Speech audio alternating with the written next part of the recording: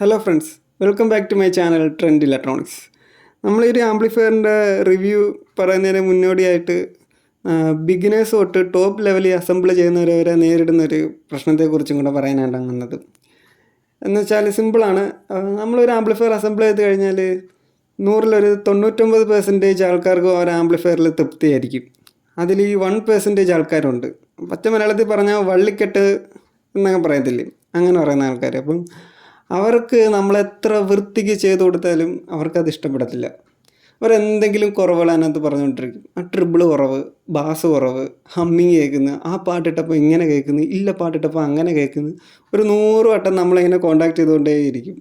അപ്പം ഇത് ഈ ബിഗിനേഴ്സ് തൊട്ട് ടോപ്പ് ലെവലിൽ ചെയ്യുന്നവർക്ക് വരെ വരുന്നൊരു പ്രശ്നമാണ്. അപ്പോൾ ഇവർക്ക് ആ ഒരു പ്രശ്നം വരാനുള്ള മെയിൻ കാരണം വെച്ചാൽ കസ്റ്റമേഴ്സിനെ ചൂസ് ചെയ്യുന്നതാണ്. എന്നുവെച്ചാൽ വരുന്ന കസ്റ്റമേഴ്സ് ഏത് തരക്കാരാണെന്നുള്ള കാര്യം നമുക്കറിയാൻ പറ്റത്തില്ല. അതിന് മുന്നോടിയായിട്ട് നമ്മൾ കുറച്ച് നേരം അവരോട്ടൊന്ന് മിങ്കിൾ ചെയ്ത് അവരോട്ട് കാര്യങ്ങളൊക്കെ ഒന്ന് സംസാരിച്ച് ഡിസ്കസ് ചെയ്ത് അവർ ആംപ്ലിഫയറിൻ്റെ അഭിപ്രായങ്ങളൊക്കെ ചോദിച്ചു കഴിഞ്ഞാൽ അവർ ഓപ്പണായിട്ട് തുറന്ന് പറയും. അപ്പോൾ നമുക്ക് ആ ഒരു ഇത് വെച്ച് നമുക്ക് ഈ ഒരു കസ്റ്റമർ ഏത് തരക്കാരാണെന്നുള്ളത് നമുക്ക് ഐഡൻറ്റിഫൈ ചെയ്യാം. എന്നിട്ട് വേണം നമ്മൾ അവരുടെ വർക്ക് എടുക്കണോ വേണ്ടയോ എന്നുള്ളത് നമ്മൾ തീരുമാനിക്കാൻ. മിക്ക ടെക്നീഷ്യന്മാർക്കും ആ ഒരു കാര്യത്തെക്കുറിച്ച് അറിയത്തില്ലായിരിക്കും. അതപ്പം ആ ഒരു രീതിയിലാകുമ്പോഴത്തേക്ക് നമ്മുടെ വർക്കിനെ അത് തികച്ചും അത് നെഗറ്റീവായിട്ട് തന്നെ വീഴത്തുള്ളൂ. അവരുടെ ഭാഗത്തുനിന്ന് നെഗറ്റീവ് അഭിപ്രായമായിരിക്കും നമുക്ക് വരുന്നത്. അതേസമയം അവർ ചെയ്ത വർക്കിനെ കുറിച്ച് അവർ 100% ഞാനത് സാറ്റിസ്ഫൈഡ് ആയിരിക്കും. അവർ അത്രയ്ക്ക് ആത്മാർത്ഥത ഇറക്കിയിട്ടായിരിക്കും അവർ ആംപ്ലിഫയർ ചെയ്തത്. പക്ഷേ എങ്കിലും കൊണ്ടുവന്ന കസ്റ്റമേഴ്സിന് അതത്ര ഇത് വരത്തില്ല. അത് ചില വള്ളിക്കെട്ടുകൾ, പിന്നെ അല്ലാതെ മലയാളത്തിൽ പറഞ്ഞാൽ അങ്ങനെ തന്നെ വേണം പറയാൻ. അങ്ങനെയുള്ളത് മാക്സിമം നമ്മൾ ഐഡൻറ്റിഫൈ ചെയ്തിട്ട് അങ്ങനെയുള്ളവരെ അങ്ങ് ഒഴിവാക്കുക. ഇത് പറയാനുള്ള റീസൺ എന്ന് വെച്ചാൽ എനിക്കിന്നൊരു ആംപ്ലിഫയർ വന്നായിരുന്നു. അപ്പം അത് വേറെ എവിടെയോ ചെയ്തതാണ്. അപ്പോൾ ആ ഒരു കസ്റ്റമർ പറഞ്ഞ പുള്ളിക്കാരന് ഒരു ബാസ് ഇല്ല. ആദ്യം കൊണ്ടുവന്നപ്പോൾ നല്ല ബാസ് ഉണ്ടായിരുന്നു, പിന്നീട് വന്നപ്പോഴത്തേക്ക് അതങ്ങ് കുറഞ്ഞ്, പിന്നെ ഓളിയും കുറവുണ്ടെന്ന് പറഞ്ഞു. സബിലല്ല, ചാനലിൽ. അപ്പം അതങ്ങനെ, അപ്പം ഞാൻ പറഞ്ഞു അതങ്ങനെ വരാൻ ചാൻസ് ഇല്ല. അപ്പം പറയുന്നു ഒന്നെങ്കിൽ സ്പീക്കറിൻ്റെ ആണെന്ന് ഞാൻ റീസൺ പറഞ്ഞു. അപ്പോൾ പറഞ്ഞു അല്ല, ആമ്പൊന്ന് കൊണ്ടുവരാമെന്ന് നോക്കൂ. ഞാൻ പറഞ്ഞു ആംപ്ലിഫയർ ആദ്യം കൊണ്ടുപോവാ, വേറൊരാൾ ചെയ്തതാണെങ്കിൽ നമ്മൾ ആദ്യം ഇളക്കി നോക്കിയിട്ടേ ഞാൻ അതിനകത്ത് ചെയ്യാൻ പറ്റൂ ഇല്ലേ എന്നുള്ളത് പറയത്തുള്ളൂ. അതുകൊണ്ട് കൊണ്ടുപോവാ, ഇളക്കി നോക്കിയിട്ട് അഭിപ്രായം പറയാമെന്ന് പറഞ്ഞു. അങ്ങനെ കസ്റ്റമർ കൊണ്ടുവന്ന് ഞാനത് ഇളക്കി നോക്കിയപ്പോൾ ആ ഒരു പണിക്കാരൻ, ഈ ആരാണോ ആമ്പ് അസംബിൾ ചെയ്തത് അവർ നല്ല വൃത്തിക്ക് തന്നെ സംഭവം ചെയ്തിരിക്കുന്നത്. നല്ല രീതിക്ക് ബാസ് ട്രബിൾ ബോർഡ്, നല്ല കമ്പനിയുടെ ബാസ് ട്രബിൾ ബോർഡ് തന്നെ ഇട്ട് നല്ല രീതിക്ക് 5200 സ്റ്റീരിയോ ബോർഡൊക്കെ ഇട്ടാണ് പുള്ളിക്കാരൻ നല്ല രീതിക്ക് സ്പീക്കർ പ്രൊട്ടക്ഷൻ അടക്കം അവർ ചെയ്ത് നല്ല വൃത്തിക്ക് വെച്ചിരിക്കുന്നത്. പക്ഷേ എങ്കിൽ ഈ ഒരു കസ്റ്റമറിന് അത് പോരെന്ന.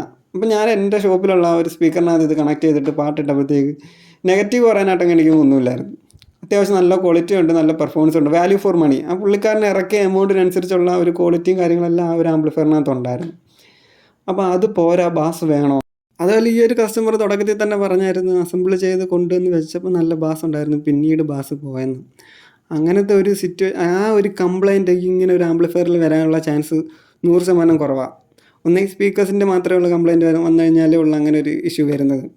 അപ്പം ഇതിനകത്ത് ഞാൻ എൻ്റെ സ്പീക്കറിലും ചെക്ക് ചെയ്തപ്പോഴത്തേക്ക് എനിക്ക് മനസ്സിലായത് ഇത് പക്കാ ക്ലിയർ തന്നെയാണ്. അപ്പം അങ്ങനെ വന്നൊരു വള്ളിക്കെട്ടാണ്. ഞാൻ അതേ കണക്ക് തിരിച്ച് റീസെറ്റ് ചെയ്തിട്ട് ഞാൻ പറഞ്ഞു, ചേട്ടാ ഇത് നമ്മൾ അസംബിൾ ചെയ്യത്തില്ല, വേറൊരാൾ ചെയ്തതുകൊണ്ട് ഞാൻ ഇളക്കി നോക്കിയതാണ്, ഇതിൻ്റെ സർക്യൂട്ട് നമുക്കറിയത്തില്ല, ചേട്ടൻ അസംബിൾ ചെയ്യിപ്പിച്ച അതേ ടെക്നീഷ്യന് തന്നെ കൊണ്ടുവന്ന് കൊടുത്തിരുന്നാൽ മതി, അവർ റിപ്പയർ ചെയ്ത് തരും എന്ന് പറഞ്ഞപ്പോൾ പുള്ളിക്കാരൻ പറഞ്ഞ് ആ ടെക്നീഷ്യനുമായിട്ട് പുള്ളിക്കാരനൊന്ന് ഉടക്കായെന്ന് ഇതിൻ്റെ പേരിൽ തന്നെ, അതുകൊണ്ട് ഇനി കൊണ്ടുചെല്ലാൻ പറ്റത്തില്ല എന്ന്.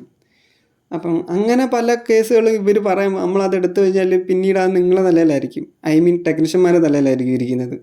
അപ്പോൾ അതുകൊണ്ട് ഈ കസ്റ്റമേഴ്സിനെ ചൂസ് ചെയ്യുന്നത് മാക്സിമം നിങ്ങൾ കെയർഫുള്ളായിട്ട് ഇതാണ് കാര്യങ്ങളൊക്കെ വാച്ച് ചെയ്തിട്ട് നിങ്ങൾക്ക് ആ വരുന്ന കസ്റ്റമേഴ്സിന് ആവശ്യമുണ്ടെങ്കിൽ മാത്രം നമ്മൾ ആംപ് ചെയ്താൽ മതി. നമ്മൾ അങ്ങോട്ടൊന്നും പ്രസ് ചെയ്യേണ്ട കാര്യമില്ല. ക്യാഷിന് വേണ്ടി ചിലപ്പോൾ പ്രസ് ചെയ്യുന്നവർ കാണും, ടെക്നീഷ്യന്മാർ കാണുമായിരിക്കും.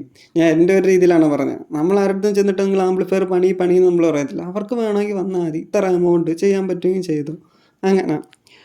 അപ്പം കസ്റ്റമേഴ്സിനെ ചൂസ് ചെയ്യുന്നത് മസ്റ്റ്.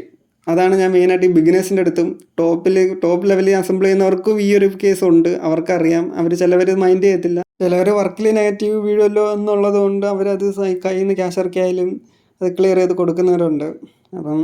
അപ്പം മസ്റ്റായിട്ട് നിങ്ങൾ ഈ ഒരു കാര്യം അത് അറിഞ്ഞിരിക്കണം.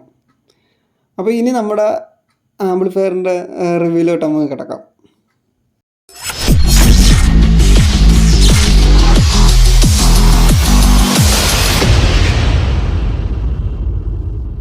അപ്പോൾ ഈ ഒരു ആംപ്ലിഫയർ നമ്മൾ അസംബിൾ ചെയ്തിരിക്കുന്നത് സബ് ഊഫറിന് വേണ്ടി മാത്രമാണ്. സബ് ഊഫർ കൊടുക്കാൻ വേണ്ടി മാത്രമാണെന്നുള്ളൊരു ആവശ്യത്തിന് വേണ്ടി മാത്രമാണ് നമ്മൾ ചെയ്തിരിക്കുന്നത്. ഇതിനകത്ത് ചാനലുകളൊന്നും നമ്മൾ കൊടുത്തിട്ടില്ല. അപ്പം 2 കോമ്പിനേഷനിലാണ് നമ്മൾ ഫ്രണ്ട് പാനൽ ഡിസൈൻ ചെയ്തിരിക്കുന്നത്, മാറ്റ് ഫിനിഷും ഗ്ലോസിയും. അതിൻ്റോടൊപ്പം തന്നെ ഒരു വ്യൂ മീറ്റർ നമ്മൾ ആഡ് ചെയ്തിട്ടുണ്ട്, പിന്നെ ഒരു പവർ സ്വിച്ചും നൽകിയിട്ടുണ്ട്. സബിൻ്റെ കൺട്രോൾ ചെയ്യാൻ വേണ്ടി മാത്രം നമ്മൾ സബിന് ഒരു കൺട്രോൾ കൊടുത്ത്, ഹെഡ്സിൻ്റെ കൺട്രോൾ നമ്മൾ പുറത്തിട്ടിട്ടില്ല. അത്യാവശ്യം ഫ്രണ്ട് പാനലിലോട്ട് വരണമെങ്കിൽ അത്യാവശ്യം നല്ലൊരു ലുക്കിലാണ് നമ്മളിത് ചെയ്തിരിക്കുന്നത്. സബ് ആകുമ്പോഴാണെങ്കിൽ കൂടി നല്ല ഹെവി ആയിട്ടാണ് നമ്മൾ ചെയ്തിരിക്കുന്നത്. അപ്പോൾ ഇനിയിപ്പോൾ ഇതിൻ്റെ ഇൻറ്റീരിയറിൽ എന്തൊക്കെയാണ് നമ്മൾ യൂസ് ചെയ്തിട്ടുള്ളതെന്നുള്ളതിൻ്റെ വീഡിയോയിലോട്ട് കിടക്കാം. ഇൻസൈഡിലെ കാര്യം പറയുമ്പോൾ നമ്മൾ എല്ലാത്തിലും പറയുന്ന പോലെ ഫസ്റ്റ് നമ്മൾ ട്രാൻസ്ഫോമറിൻ്റെ കാര്യമാണ് പറയുന്നത്. ട്രാൻസ്ഫോമർ 40-0-40 10 ആമ്പിയറിലാണ് നമ്മൾ ചെയ്തിരിക്കുന്നത്. അതോടൊപ്പം തന്നെ ഒരു 18 വോൾട്ടിൻ്റെ ഒരു ടാപ്പിങ്ങും 12 വോൾട്ടിൻ്റെ ഒരു ടാപ്പിങ്ങും നമ്മൾ ഇതിനകത്ത് എടുത്തിട്ടുണ്ട്. 12 വോൾട്ടിൻ്റെ ടാപ്പിങ് നമ്മൾ എടുത്തിരിക്കുന്നത് സ്പീക്കർ പ്രൊട്ടക്ഷൻ വർക്ക് ചെയ്യാൻ വേണ്ടിയാണ് നമ്മൾ 12 വോൾട്ടിൻ്റെ ടാപ്പിങ് നമ്മൾ കൊടുത്തിരിക്കുന്നത്. പിന്നെ ഒരു 18 വോൾട്ടിൻ്റെ ഒരു ടാപ്പിങ് നമ്മൾ എടുത്തിട്ടുണ്ട്. 18 വോൾട്ടിൻ്റെ ടാപ്പിങ്ങിനാണ് നമ്മൾ റെഗുലേറ്റർ ഐ സി യൂസ് ചെയ്തിട്ട് വ്യൂ മീറ്ററിൻ്റെ സപ്ലൈ കൊടുത്തിരിക്കുന്നത്. വ്യൂ മീറ്ററിന് വേണ്ടി സപ്ലൈ അത്യാവശ്യം ഹീറ്റ് ആവുന്നതുകൊണ്ട് ഒരു ഹീറ്റ് സിങ്കും കൂടി നമ്മൾ ആഡ് ചെയ്തിട്ടുണ്ട്. പിന്നെ ഫ്രണ്ട് ലൈറ്റിന് വേണ്ടി നമ്മൾ 9 വോൾട്ടിൻ്റെ ഒരു റെഗുലേറ്റർ ഐ സി ആണ് കൊടുത്തിരിക്കുന്നത്. ഓവറായിട്ട് വെട്ടം വേണ്ട, അതുകൊണ്ട് ലിമിറ്റേഷൻ മതി. അടുത്ത സബ് ഊഫറിൻ്റെ ചാനലിലോട്ട് വരികയാണെങ്കിൽ സബ് ഊഫറിൻ്റെ കപ്പാസിറ്ററായിട്ട് നമ്മൾ യൂസ് ചെയ്തിരിക്കുന്നത് 63 വോൾട്ടും 15,000-ൻ്റെ 2 കപ്പാസിറ്ററാണ് നമ്മൾ യൂസ് ചെയ്തിരിക്കുന്നത്. അടുത്ത സബ് ഫിൽറ്റർ ടെക് ഓഡിയോസിൻ്റെ സബ് ഫിൽറ്ററാണ്. എക്സ്ട്രീം എന്ന് പറയുന്ന സബ് ഫിൽറ്ററാണ്. അത് ഹെവി വോൾട്ട് ഇൻപുട്ട് കൊടുക്കാം, 50 വോൾട്ട് നമുക്ക് ഡയറക്റ്റ് ഇൻപുട്ട് കൊടുക്കാം, അഡീഷണൽ സപ്ലൈ വേണമെന്നില്ല. അങ്ങനെയാണ് നമ്മൾ സെറ്റ് ചെയ്തിരിക്കുന്നത്. പിന്നെ ടെക്കിൻ്റെ തന്നെ 6 ട്രാൻസിസ്റ്റർ വരുന്ന എക്സ്ട്രീം എന്ന് പറഞ്ഞ ബോർഡാണ് നമ്മൾ യൂസ് ചെയ്തിരിക്കുന്നത്, സബ് ഊഫറിന് വേണ്ടി യൂസ് ചെയ്തിരിക്കുന്നത്. അത്യാവശ്യം വലിയൊരു ഹീറ്റ് സിങ്ക് കൂടിയാണ് ഈ ഒരു കമ്പനിക്കാർ ഇത് ഇറക്കുന്നത്. നല്ലൊരു പെർഫോമൻസ് ഉണ്ട്. സ്പീക്കർ പ്രൊട്ടക്ഷനായിട്ട് യൂണിവേഴ്സൽ ഓഡിയോസിൻ്റെ സ്പീക്കർ പ്രൊട്ടക്ഷനാണ് നമ്മൾ ഇതിനകത്ത് സെലക്ട് ചെയ്തിരിക്കുന്നത്. സിംഗിൾ ചാനൽ പ്രൊട്ടക്ഷനാണ് നമ്മൾ എടുത്തിരിക്കുന്നത്. സബ് ഊഫർ ഔട്ട് എടുക്കാൻ വേണ്ടി എല്ലാവരും നോർമലി സെറ്റ് ചെയ്യുന്ന പോലെ തന്നെ ബനാന സോക്കറ്റാണ് നമ്മൾ ആഡ് ചെയ്തിരിക്കുന്നത്. പിന്നെ ഒരു കൂളിംഗ് ഫാൻ മസ്റ്റാണ്. ഇതിൻ്റെ പുറകിലായിട്ട് നമ്മൾ കൂളിംഗ് ഫാൻ നമ്മൾ ആഡ് ചെയ്തിട്ടുണ്ട്. അപ്പോൾ ഇത്രയൊക്കെ കാര്യങ്ങളാണ് ഈ ഒരു ആംപ്ലിഫയറിൻ്റെ ഇൻസൈഡിലായിട്ട് വരുന്നത്. പെർഫോമൻസ് ബേസ് ചെയ്ത് നോക്കുകയാണെങ്കിൽ JBL, പയനിയർ അങ്ങനെയുള്ള മുതലായ ഹെവി ആയിട്ടുള്ള ഇൻഫിനിറ്റി അങ്ങനെയുള്ള എല്ലാ സബ് ഊഫറുകളും നമ്മൾ ഈ ഒരു ആംപ്ലിഫയറിൽ ലോഡ് ചെയ്യാവുന്നതാണ്. അറൗണ്ട് ഏകദേശം ഒരു 350 വാട്ട്സ് നമുക്ക് RMS ക്ലിയർ ആയിട്ട് പിന്നെ അതിൽ നിന്ന് കിട്ടുന്നുണ്ടെങ്കിൽ കിട്ടും, പക്കയായിട്ട് കിട്ടുന്ന ഒരു ബോർഡുകളും അത് അത്രയ്ക്ക് ഹെവി ആയിട്ടുള്ള ട്രാൻസ്ഫോമറുമാണ് നമ്മൾ ഇതിനകത്ത് യൂസ് ചെയ്തിരിക്കുന്നത്. അപ്പോൾ ഇത്രയൊക്കെ കാര്യങ്ങളാണ് നമ്മൾ ഈ ഒരു ആമ്പിൽ ചെയ്തിരിക്കുന്നത്. അപ്പോൾ ഈ ഒരു ആമ്പിനെ കുറിച്ചുള്ള അഭിപ്രായം നിങ്ങൾ കമൻറ്റായിട്ട് ഇടുക. അതുപോലെ തന്നെ നമ്മുടെ ചാനൽ സബ്സ്ക്രൈബ് ചെയ്യുക. ഇതുപോലുള്ള വീഡിയോസ് ഇനിയും ഇടുന്നതായിരിക്കും.